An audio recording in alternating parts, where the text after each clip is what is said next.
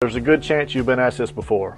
What is Angelman syndrome? I'm going to break down the science for you real quickly. In Angelman syndrome, there's a missing or a non-functional copy of a single gene on chromosome 15. And as we know, that gene is incredibly important. Angelman syndrome occurs randomly and is rarely inherited. It can be considered a de novo mutation, meaning that parents typically aren't carriers. So we all have pairs of chromosomes, one from mom, one from dad, maternal and paternal. And on these chromosomes or genes, the genes are read and make proteins. In most cells, the body reads both copies and they function pretty much identically. So if there's an issue with one copy, we have another one that can take its place. No big deal. But in this situation, we have to deal with something called imprinting.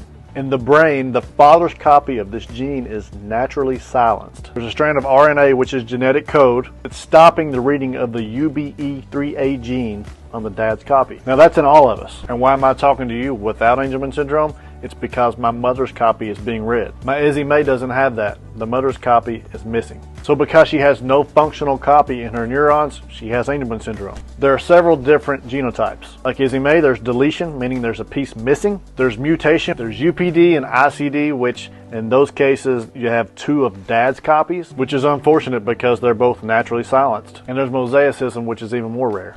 These genotype differences are important when we're looking at what therapy options we have for our children. Stay tuned for more.